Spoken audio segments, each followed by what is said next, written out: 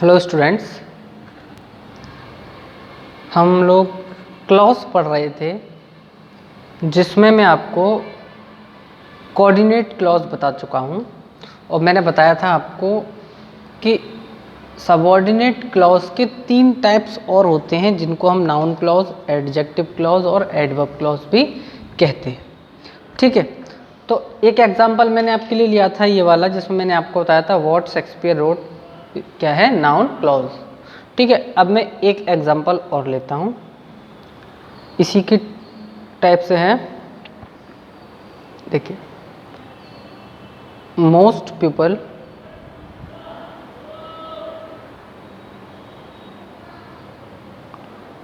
Do not understand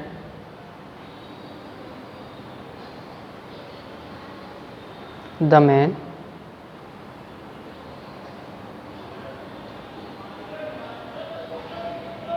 who wrote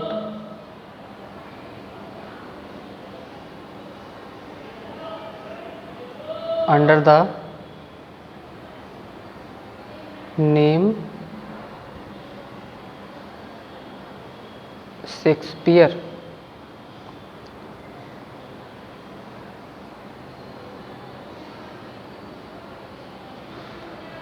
ठीक है, देखिए अब इस सेंटेंस को आप देखिए, most people do not understand the man who wrote under the name Shakespeare.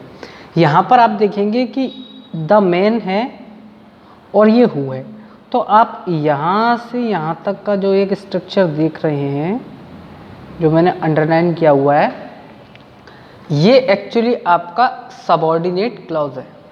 ठीक है, क्योंकि ये आपका who wrote under the name Shakespeare complete meaning नहीं देगा, लेकिन इसके पास सब्जेक्ट भी है और रोट वर्ब भी है। हु सब्जेक्ट, रोट होगी आपकी वर्ब। तो आप इसको फ्रेज तो बोल नहीं सकते, तो आप क्या बोलेंगे, क्लॉज। और कैसा क्लॉज मैंने बताया आपको, सबऑर्डिनेट क्लॉज है, क्योंकि कंप्लीट मीनिंग नहीं दे रहा। आपने ये भी देखा होगा कि प्रोनाउन जो होते हैं, इंट्रोगेटिव प्रोनाउन जो होते हैं, वो अपने एंसीडेंट को क्वालिफाई करते हैं। ठीक है, एंसीडेंट का मतलब ये है कि अपने से आगे जो लगाया है, यानी द मैन। तो एक्चुअली ये who wrote under the name Shakespeare, ये द मैन के लिए आया है। ठीक है, तो ये कैसा क्लॉज हो गया। और मैन क्या है, आपका नाउन है, और जो नाउन को क्वालिफाई करता है वो क्या होता है, एडजेक्टिव। तो ये तो एडजेक्टिव तो आप इसको बोल नहीं सकते, क्योंकि एडजेक्टिव तो सिर्फ एक वर्ड होता है, और एडजेक्टिव फ्रेज भी नहीं बोल सकते।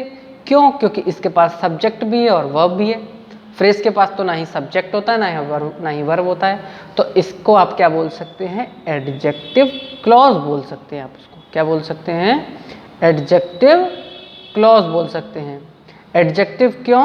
क्योंकि ये द मैन नाउन को क्वालिफाई कर रहा है इसलिए, और क्लॉज इसलिए क्योंकि ये एक वर्ड नहीं है, ग्रुप ऑफ वर्ड है, और इसके पास अपना सब्जेक्ट और वर्ब दोनों है। ठीक है, इसके बाद नेक्स्ट एग्जांपल, इसमें मैंने लिखा है most people do not understand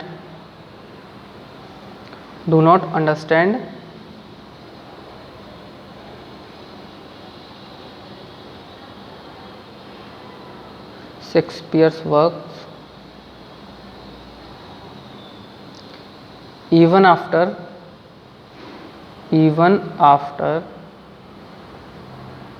they are taught to, यही लिख देता हूँ मैं, appreciate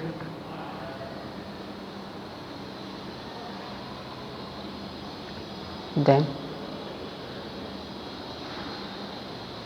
Most people do not understand Shakespeare's work, ठीक है, even after they are taught to appreciate them। यानी कि बहुत से लोग ऐसे हैं जो शेक्सपियर के वर्क को नहीं समझते, जबकि उनको समझाया जाता है इसको समझने के लिए।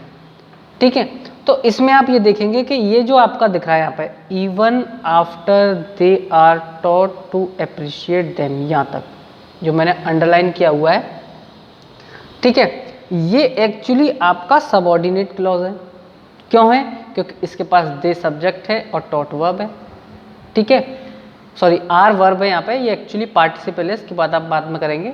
ठीक है, इसमें आप देखेंगे कि ये जो आपका अंडरलाइन पार्ट है ये एक्चुअली वर्ब अंडरस्टैंड को क्वालिफाई कर रहा है भाई, even after they are taught to appreciate them.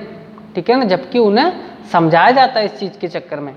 तो आप ये देखेंगे ये जो है इस चीज़ को क्वालिफाई कर रहा है, ये पूरा पार्ट जो है वर्ब अंडरस्टैंड को क्वालिफाई कर रहा है, मॉडिफाई कर रहा है। ठीक है, तो आप क्या बोलेंगे, वर्ब को क्वालिफाई कौन करता है? वर्ब को क्वालिफाई करता है एडवर्ब। ठीक है, और एडवर्ब आप इसको बोल नहीं सकते क्योंकि एक सिंगल वर्ड नहीं है, और क्लॉज भी नहीं बोल सकते, तो आप क्या बोलेंगे इसको, एडवर्ब, सॉरी फ्रेज भी नहीं बोल सकते, आप इसको क्या बोलेंगे, एडवर्ब क्लॉज।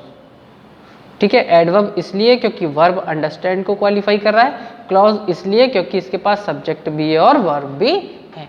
ठीक है, चलिए, तो ये एक मैंने एक एक एग्जांपल लेके आपको समझा दिया था, नाउन क्लॉज, एडजेक्टिव क्लॉज और एडवर्ब क्लॉज। अब मैं एक नाउन क्लॉज को उठाता हूँ और उसके बाद उसके बारे में हम डिस्कस करते हैं। ठीक है, तो नेक्स्ट हेडिंग है आपकी नाउन क्लॉज। अब इसके बारे में हम थोड़ा डिटेल में पढ़ेंगे कि नाउन क्लॉज में और क्या क्या चीज़ें होती हैं। ठीक है, चलिए, तो हेडिंग है आपकी नाउन क्लॉज।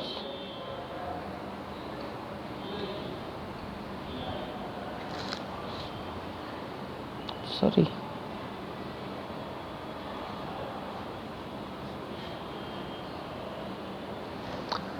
देखिए नाउन क्लॉज जो है वो आपका सबऑर्डिनेट क्लॉज होता है सेंटेंस में, क्योंकि ये आपके सबऑर्डिनेट क्लॉज के ही तो टाइप चल रहे हैं। ठीक है, ये भी आपको पता है। अब आपको ये ध्यान रखना है कि नाउन क्लॉज और किस किस टाइप से होता है। तो आपको ये पता है कि नाउन जो है, एक नाउन मैंने आपको बताया था, नाउन जो है वो सेंटेंस का सब्जेक्ट बनता है, सब्जेक्ट ऑफ द सेंटेंस। ठीक है, और क्या होता है, और आपका सब्जेक्ट कॉम्प्लीमेंट होता है। एक एग्जांपल मैंने आपको बताया था, सब्जेक्ट कॉम्प्लीमेंट भी होता है। ठीक है, और क्या होता है, ये वर्ब का, या ऐसे लिख सकते हैं आप इसको, डायरेक्ट ऑब्जेक्ट ऑफ वर्ब। ये आपने पढ़ा होगा, direct object, sorry, of verb भी होता है। और सब्जेक्ट क्या होता है, ये ऑब्जेक्ट ऑफ प्रेपोजिशन भी, ऑब्जेक्ट ऑफ प्रेपोजिशन। यानी कि ये नाउन जो है ये बेसिकली 4 काम करता है, subject of the sentence, subject complement, direct object of the verb, object of preposition. तो इसी टाइप से नाउन क्लॉज भी ये सारे काम करेगा। ठीक है,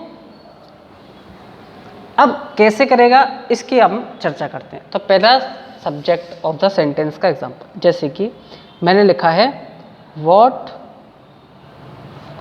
the English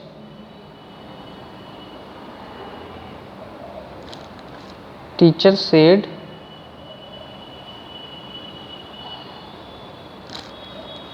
was very inspiring।